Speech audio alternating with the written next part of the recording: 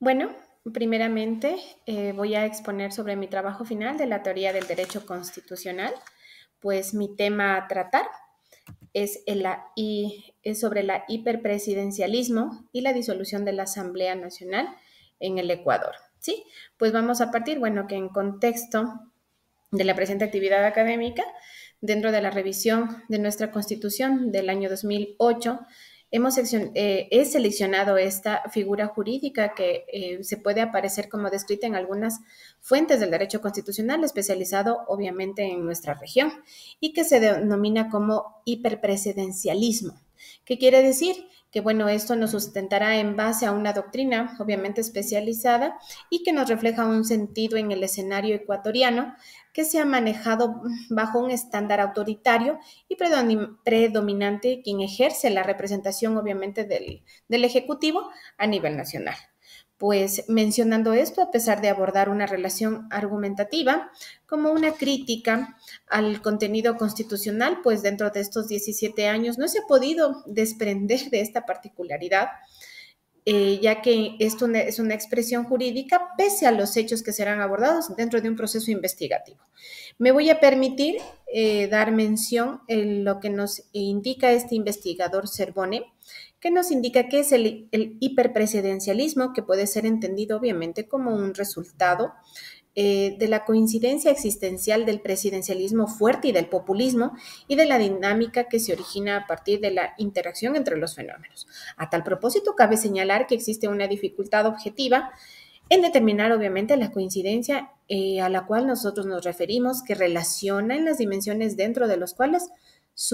puede sostener los elementos considerados. ¿Sí?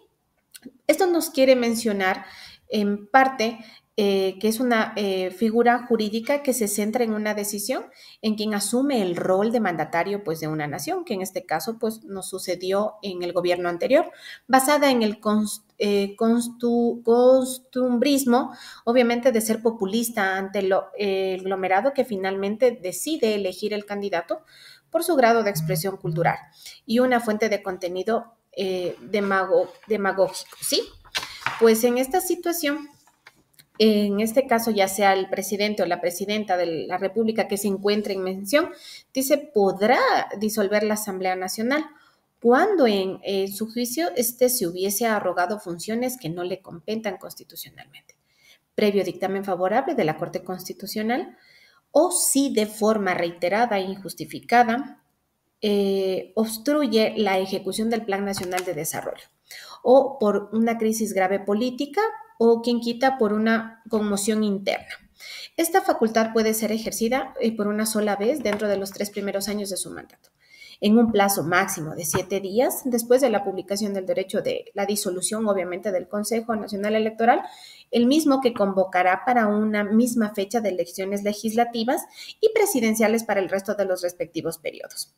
hasta la instalación de la nueva Asamblea Nacional. Ya en este caso, pues la presidenta o presidente de la República podrá, previo dictamen favorable de la Corte Constitucional, expedir decretos, leyes y urgencias económicas que podrán ser aprobados o revocados dentro del órgano legislativo, como en este caso, pues dentro de lo que es la Asamblea Constituyente. Cabe mencionar también que en este sentido se expresa una tendencia que engloba no solo a la presencia del presidente como parte de un origen a ser aplicado a la sociedad, lo que prevé una sujeción de conductas sociales y humanas destinadas a ser sumisas y obedientes a decisiones tan abruptas como las que es determinar de plano un proceso electoral previo que se instaló democráticamente ante una asamblea legislativa. Frente a esto, cabe mencionar también que existen obviamente muchas razones por las que la Constitución del año 2008 está dotada obviamente de una predisposición para premisar la figura presidencial de manera permanente en un proceso democrático del Estado ecuatoriano, considerando obviamente los elementos que se concentran dentro de un texto constitucional. Tiene conformado un mecanismo artero como lo es la disolución de la Asamblea Nacional, o también denominada lo que nosotros vivimos en el gobierno anterior, en el gobierno del señor Guillermo Lasso, que fue lo que se lo denomina o se lo determinó como muerte cruzada, que para sorpresa obviamente de todos, pues despertó de su letargo en el año 2023. ¿Sí? Cabe mencionar también que efectivamente sucedió dentro de un periodo de tiempo en el que no se pudo contener obviamente la decisión unipersonal del presidente ecuatoriano, que encontró un contexto constitucional un poco, digámosle, como una salida o un enjuiciamiento político, que fue una de las razones por las que se dio la muerte cruzada. ¿Sí? También lo que es en esta situación aparece haberse consolidado en los países de la denominada izquierda, digámoslo así entre comillas, que tuvieron una hegemonía en tema de Sudamérica, pero en el transcurso del tiempo se debilitaron ya que en sus bases ideológicas se sumaron tuvieron inmersos en un enriquecimiento ilícito.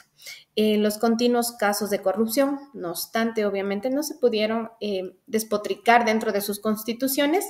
estos excesos constitucionales que dotan a los presidentes como máximos decisores en el destino de un país, que incluso todo parece normal cuando suceden estos esclerables acontecimientos. Sí, dentro de mi trabajo tengo como conclusión, obviamente, dentro de lo escrito, resulta razonable, obviamente, exponer todo lo acontecido en este periodo presidencial que fue bastante controversial. Expone una exagerada base constitucional que sirvió para despotricar un Estado social de derecho y convertir al país a su representación legislativa en un espacio ideal idóneo para aplicar una figura jurídica que estuvo aletargada, obviamente, por tanto tiempo, pero que finalmente sirvió para desaparecer de raíz un proceso democrático basado no solamente en la posibilidad jurídica de hacerlo, por cuanto se dice que la Constitución de la República del Ecuador, sino que se representó individualmente a una figura, lo que acabamos de mencionar sobre el hiperpresidencialismo en Sudamérica, que en su descaro y, perdón, el término una desfachatez, llegaron a su máxima expresión y a todo por evitar un juicio político. Bueno, esto estaba debidamente sustentado dentro de la Asamblea Nacional. Eso es todo. Muchísimas gracias.